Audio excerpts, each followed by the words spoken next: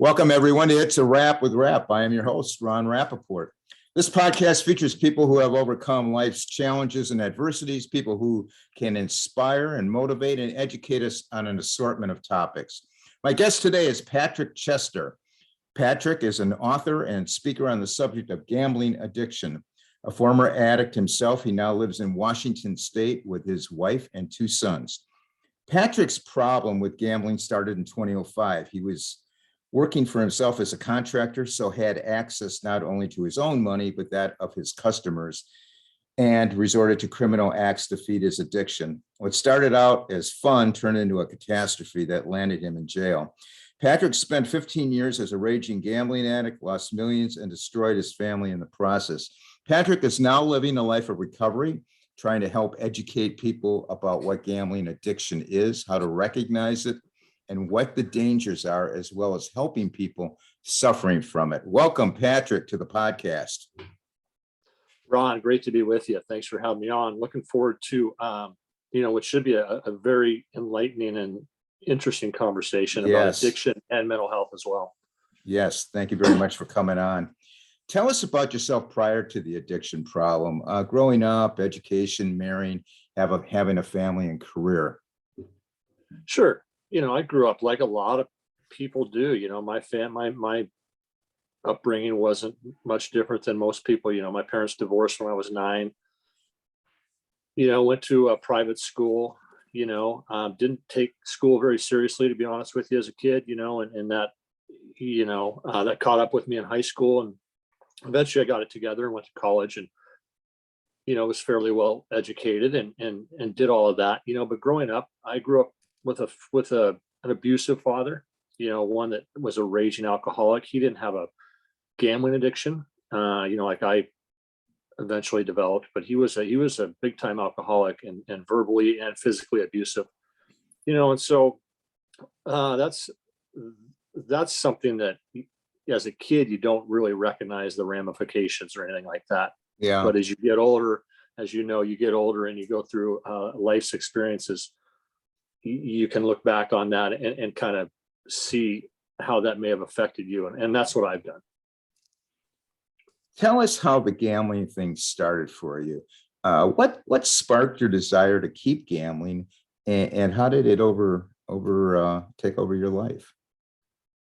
Well, it just started out as fun, and going back to, like we talked about just a second ago, my childhood, my father did gamble. He wasn't, crazy about it, but he did gamble. And so I was introduced to it as a kid.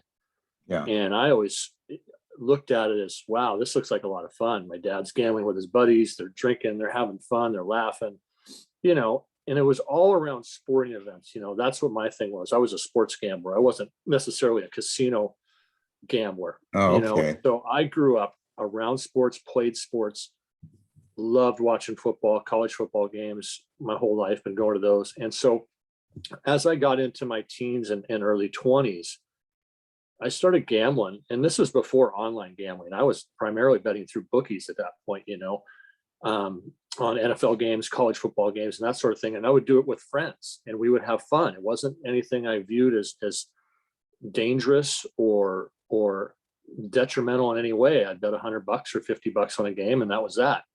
But as we can get into here, it progresses, and it's, if you're susceptible to addiction like I was, it can sneak up on you, and that's what happened to me. Did your wife know about the gambling problem? And if not, how did you keep it a secret? No, she didn't. She knew, as we were married back in 2006, and there were problems right away with our marriage, financial issues, all kinds of issues that she couldn't really pinpoint, because as gambling addicts, we're creative. Okay. We hide things really well. And, I always refer to gambling addiction as the hidden addiction, because you don't see it physically on a gambling addict like you would say with a drug addict or alcoholic, where you can really pick up on it. And so I was able to hide it. She knew there were problems, but she couldn't, like I said, she couldn't pinpoint the root of it. And, I would lie, or I would misdirect, or I would tell her, well, I don't know why this happened to your bank account. I don't know why you're overdrawn in your bank account, but let me figure it out. I'll take care of it. You know, and as a spouse, your tendency is to want to believe your spouse, right? You don't want to Right. believe the worst. And so, you know, I was very convincing. And like I said, as gambling addicts, we can spin the truth, and we're creative with our lies and our deception. But eventually she did find out in 2015. So we're talking, well, it was over a span of 15 years, but then it was a span of 9 years because you were married in 2006. So so obviously you were in charge of the family finances. Would that be safe to say? At the time I was, yeah. Yeah. So she didn't have, too much of a clue of what was Yeah, you going know, on. I was handling the mortgage payments Yeah.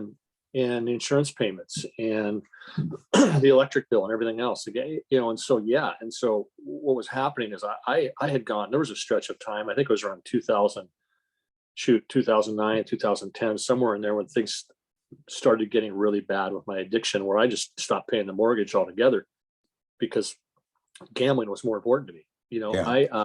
I was taking money from my 3-year-old son's piggy bank. You know, these are the things we do as raging gambling addicts that are from the outside seem so wrong and so evil. You Yeah. know, and so those are the kind of things I was doing. Yeah.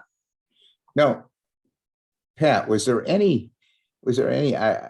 kind of, you want to use the term joy in the deceit? Did you get any satisfaction out of, hey, I'm pretty good at this? It's a good question, Ron. There is a sense of that. Yes. You know, talking myself out of a mess, talking myself out of a certain situation when I've got people breathing down my neck, Right. police calling me, customers calling me, my wife calling me from work in a panic, to smooth things out, even if it was just temporary, you know, for a couple hours, where I can appease somebody with a story or a lie or something to that effect. Oh Yeah. yeah, sure. There was a sense of satisfaction with that for sure. Was it hard I know when you tell a lot of lies, sometimes you can't keep them straight after a while. Did that ever happen? That's the challenge. You know, it got to the point, Ron, where I was, yeah, I mean, I had a circle. I had a big circle of people that I was misleading, lying, deflecting, everything. And so what you have to do is remember, well, what did I tell this person? Because that's got to match up with what I told this person, because they may Right. talk to each other. Right. And it's this vicious cycle that you get into where, yeah, you know, it's like the hamster and the wheel, right? You keep spinning your wheels, and you're trying to put this person off and put out this fire over here, all the while creating more, more damage over here by lying to these other people. And so it was hard to get out of that mess, out of that circle.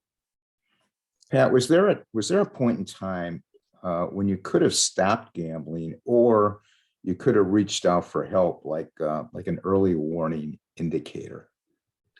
My biggest regret. Yeah. I mean, there were instances, there were junctures during that period of time, you know, like I said, from about 2006 all the way to 2015, where I would look at myself in the mirror and say to myself, all right, it's time. Okay. Own up to it now, take your lumps and begin the healing process. But I never had the courage to do that.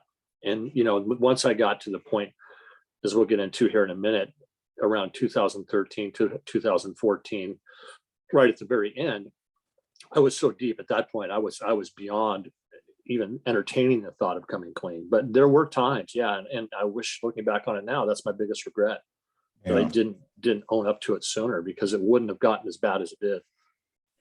At what point did the fun or thrill of gambling leave you? Probably around the time I started working for myself, you know, and that was, you know, late 2000s, you know, when I started taking deposit checks from customers, for example, for big projects, 20, 30, $40,000 checks. Right. And using that, I was in hawk, and I was in debt so deep that I was starting to use that money to feed my addiction and to cover up gambling debts. it was no longer fun at that point, because my phone would never stop ringing. I had customers calling me 50 to 100 times a day, chasing me around town, looking for their money. It's hard to, but in my mind, I'm convincing myself that, well, all I got to do is win a big bet and I can pay this guy off, And so that's the sickness inside the brain that's going on. But yeah, it was no longer fun at that point. So tell us what your rock bottom moment was when you told yourself, that's it, I'm done. Well, see, the thing was, I never did come clean. It was brought to me by my family, presented me. They found out, and they presented me with an option. They had an intervention for me. I didn't know anything about it, and it happened really quick. Once my wife's family found out, they brought my wife into it, and this all happened within the span of about 24 to 48 hours, where I was sitting in a room with my family and an interventionist, and they presented it to me as a lifeline, so to speak. Here's a chance for you to go off to treatment for 30 days, get yourself together and start over. And so that's what I did. But really, that wasn't my rock bottom. My rock bottom came when I got back home from treatment, because there was a 3-week period of time there after the point in which I got back from treatment to where I went to jail. And that was rock bottom. When you're sitting in that place, surrounded by people that don't care that they're even in there and they have no hope in life. Yeah. And there I am with a wife and son on the outside, not knowing what they're doing or what they're thinking or what they know. And my brain is spinning in circles. And then you have all this time to think back on the years of lies and the choices I made and all the things I had done. All I could do was stare at walls and think about what all these things I had done. And so that was it. That was rock bottom. Do you look back now and feel serving a jail term was actually a good thing in a way? Absolutely. No doubt about it. I'll never forget walking into that courtroom that day thinking, well, I had just gotten out of treatment. The judge and my lawyer even told me this. He said, the judge might view this favorably and yeah, you may not even have to go to jail. And I made my case and I said, I recognize the choices I made were wrong and I was sick and I'm trying to get better now. And she looked at me and she goes, the best thing for you is to go to jail today. And she was right. I wasn't ready to go into the outside world at that point. I was still mentally, I was still a mess. My head was still cloudy. I had no real concept of what was happening. I needed that time. I needed those months sitting in there staring at walls and thinking about what I had done, and bringing with me what I learned in treatment. I went to treatment for a month and I brought those tools with me and I'm working through those while I'm sitting in that place. And it was the best thing for me, because when I left there, I had a sense of clarity and a sense of freedom from addiction, not from jail, but from addiction that I hadn't experienced in many, many years. Now, did you have to make restitution to the victims of your actions? I did. Yeah, absolutely. And some of those, some of that is to family members too. I had cast a pretty wide web. So yeah. yes, I had, I was over $1 million in debt, hundreds of thousands of dollars in restitution, still paying some of that back, but I've come a long way. I can now see the light at the end of the tunnel. Whereas, leaving jail, I was staring at millions of dollars in debt and not knowing how in the world I was going to ever pay that back. Did you ever consider suicide at all? I did. Yeah, I did. And that, those were the darkest days, that was around towards the end, 2013, 2014, when there were days where I would sit in my car and I was no longer working because I had no work to do. I was just out hustling. And I'd be sitting in my car, just staring aimlessly out the window at nothing but nothing, and thinking about how in the world can I end this? I gotta end this somehow, some way, and make it look like an accident so that hopefully my life insurance will pay out for my wife and son. Those are the thoughts going through my head at the time, and in my mind, even though my wife didn't know about the gambling addiction at the time, in my mind, she was going to be better off without me. And my son would be better off without me. He would be bummed out. Obviously, his dad's gone, but he would get over it. That was my thinking at the time. And looking back on it now, it's scary to even think I was in that state of mind. But that's where we go as gambling addicts. We become so isolated and so desperate and so afraid to reach out for help that we're almost living in our own fog, right? We can't tell anybody what we're doing and making all these bad choices, and we're just terrified, and we can't see a light at the end of the tunnel. It's got to be just a really lonely existence. Oh, it's terrible, and Ron, the worst part about it was coming home at the end of the day, every day, walking through the door and trying to put a smile on my face and convince my wife that, hey, everything's okay today. Yeah. Knowing that it's not, knowing that I had just lost our mortgage payment, or they just were going to repossess our car, or I just got a call from the sheriff, all of it, right? And this would go on from the time I woke up until the time I went to bed. My phone would never stop ringing, and I have to hide my phone, and I have to do this because I don't want my wife to catch on to what's really happening. So you mentioned there was an intervention. How did your family find out, and what led to that intervention? So what I had done towards the end, this would have been late 2014. I had actually sent an email out to a family member of mine, and it was just a desperate email admitting that I had a gambling problem and I couldn't get a handle on it. Not thinking, I think in the back of my mind, I was hoping that she was going to lend me some money or something like that if I sent her this email, but she turned it over to my father-in-law. And then my father-in-law, he started this whole process where he got, obviously, my wife involved, the rest of the family. Basically, they assembled a team of family members and put this intervention together.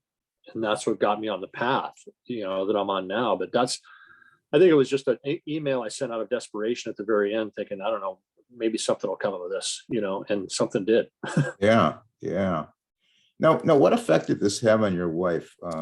Was she tough on herself when she found out about all this? Like, for sure, yeah, she's had some struggles, to be sure. This is, we're going on not quite 7 years. It'll be 7 years here in another month, but she looks back and she's been tough on herself because, well, how did I miss this? Why didn't I recognize this?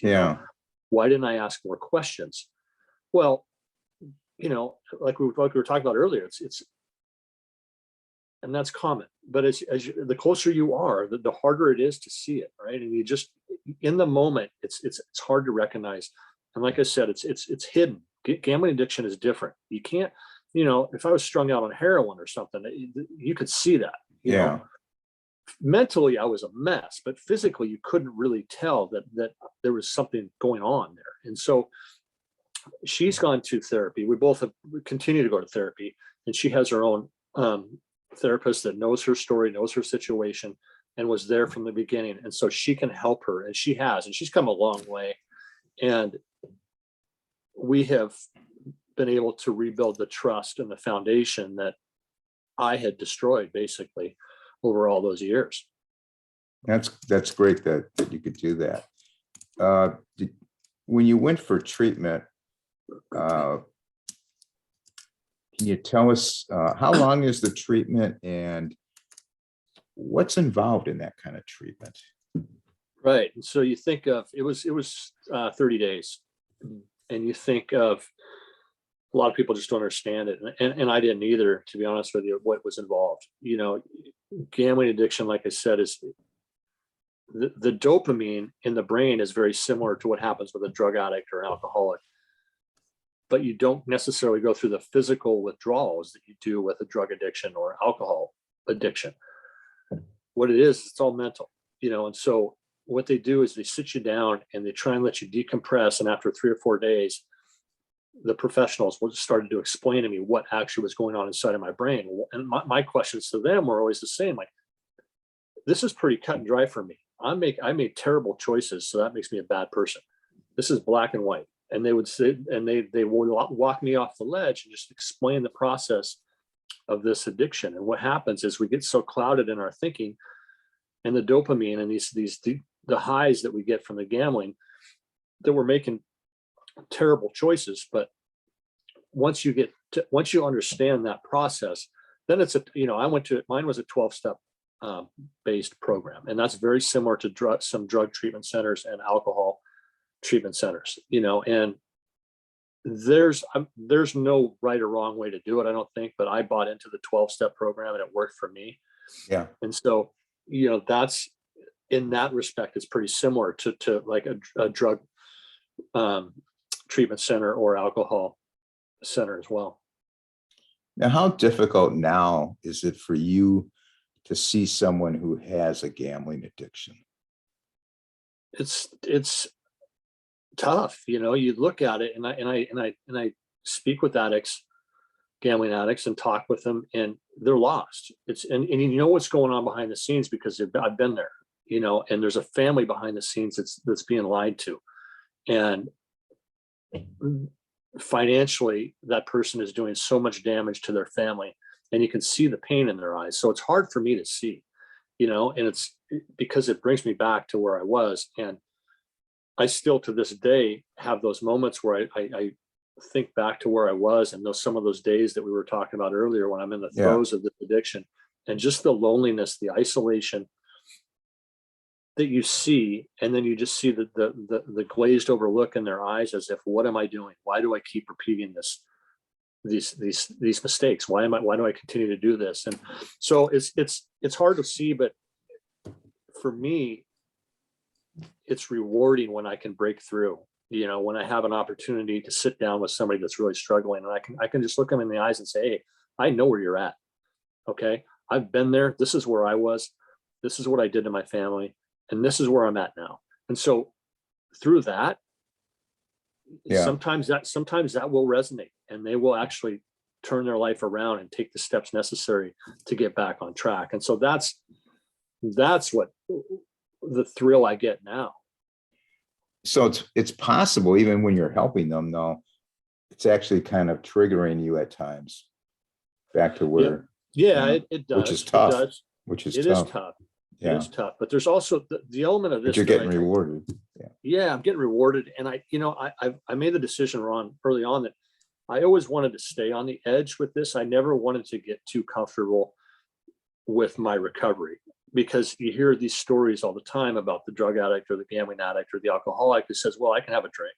I'm 5 years. I can have a drink. Or, well, then it's just a slow progression to right back to where you were. Sure. Actually, it's not slow at all. It would be rapid. You would be accelerated, but that's what happens. And so I always want to stay on the edge and not get too comfortable or complacent with where I'm at. And so that, you said it well. I mean, it can be a trigger, but in a way, it's a good thing for me.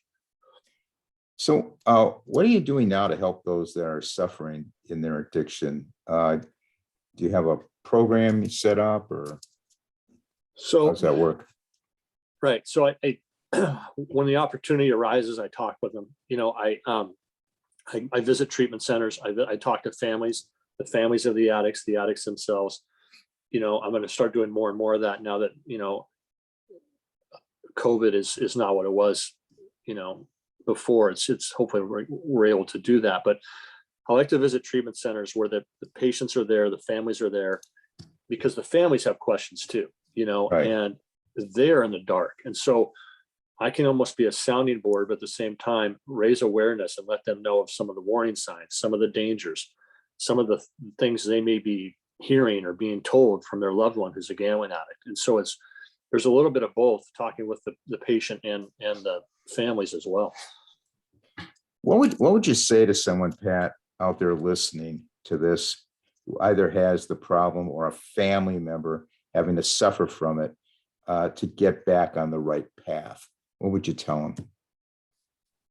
Well, the first thing I would say to the addict themselves is to talk to somebody about it. The first thing you have to do is talk about it, because if you keep it hidden or you keep it in, that's just going to make it worse. Right. There are treatment options out there. There aren't enough. In my opinion, we need more, but there are treatment options out there. And the key is to get into treatment, get a therapist or a counselor, or somebody that you can talk to on a regular basis, the family as well, and recognize all of the possible pitfalls and dangers for somebody who's trying to turn their life around and is a gambling addict, because there are a lot of them. There are a lot of different forks in the road that they can take. And so it's really working as a unit, the family and the addict themselves, and raising awareness and letting them know, hey, this can happen, or this can happen, or if you have a question here, this is what you should do, or this is who you can talk to. And it's really being a sounding board and just educating them too at the same time. Was there a specific moment or event that helped shape you and your new purpose in life? There was, there were a couple of them. One that really sticks out to me is, when I was in jail, there was a guy a couple years younger than me who was in the bunk right across from me, and he came in and he was a strung out heroin addict, and he had been there in and out of that place his whole life. He and his wife are both heroin addicts. They lost their kids, and they wanted them back, but they didn't know how to do it. They were lost. And so I talked to this guy after he went through 4 or 5 days of detoxing, and he was able to calmly have a conversation. We would sit there and we would drink coffee together every night and just talk. And I would explain to him where I had been, what I had done, the fact that I had just gotten out of treatment and was focused on turning my life around. And so, and I could see the pain in this guy's eyes, and he would, at the end of the night, he's crying every night because he can't get his kids back and he just wants help, and he didn't know how to get help. He had burned all the bridges, exhausted all the relationships he had. And so I talked to him. I came to find out later, after I left that place, and that he was able to get himself into treatment, he and his wife both.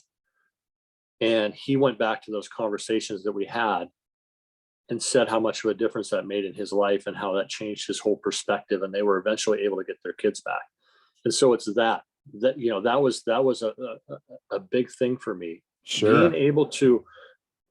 Being able to make a difference and a positive impact on somebody else that's struggling, after spending so many years taking from people, to have the ability to give back, Yeah. was a huge thing for me, because I had never experienced that before.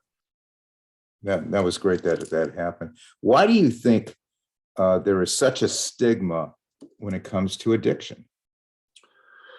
Well, I think a lot of it, Ron, is education and awareness, especially with, I'll just speak to gambling addiction right now, because a lot of people don't understand it. One, they just view it as, well, you're just making bad choices, just stop doing it. They don't understand the process that's going on in the brain, the process of addiction and dopamine, how that affects your choices and your decision making. And so the stigma comes from, I think, again, lack of awareness, lack of education, lack of understanding the disease of addiction and what that does to the brain. There are inherently bad people in this world that make bad decisions because they're bad people, but there are also really good people suffering from big time addictions that make bad choices. And again, it's easy to look from afar if you don't understand addiction, or you've never experienced it, or you don't know anybody that's had a serious addiction. It's easy to look at somebody's lifestyle and choices and just say, whoa, that person's a bad person, not knowing what's actually going on inside their brain. And so that's it. And that's what I try and do now, is raise awareness and educate and explain to people, because I didn't know any of this either before I learned it and fell into addiction. I had no idea how this all worked. I thought I was a bad person. Yeah. So I think it's that, Ron. I think people just don't get it. They don't understand it. They're not educated on addiction, and they've never experienced it. Pat, what are your thoughts on state-sponsored sports betting, and is the gambling addiction getting worse because of it? And you see all these gambling commercials on TV. What's your thoughts on that? I have a few. We live in a state where it is legal to bet on sports now. We have state-sponsored sports betting, and it was inevitable. First of all, for one, we all knew it was going to happen. It's no different than legalized marijuana. there's too much money involved. It was just a matter of time before it happened. And so the problem I have, though, is that all of these different advertisements we see, if you're watching a football game or you're watching any sort of sporting event, literally every commercial, there's some sort of gambling ad or twist or aspect to it, Right. with very little warning or very little, with no education at all. And it's always portrayed as fun. When you see these gambling advertisements, you don't see the reality of it. You don't see people they don't show the people that have been sitting in the casino for 15 hours and they're down to their last $5 and their kids sitting in the car because their gambling has become more important than being a parent. They don't show those people. And those are 85 to 90% of the people that you see in the casinos. And so it's that, and it's so accessible.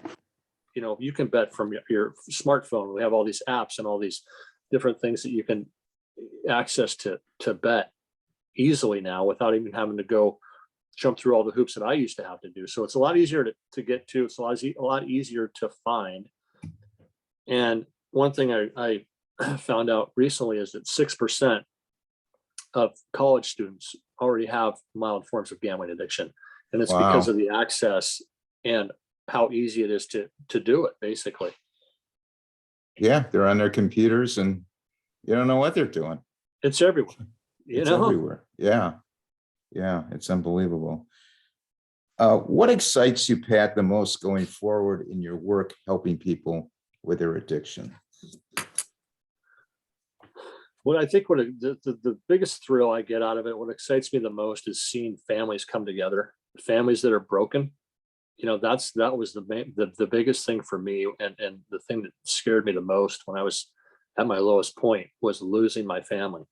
And that's what you see in the eyes of the gambling addict. You see fear, and they're scared and they're afraid that they're going to lose their family. And so to see those families come back together is a huge thing.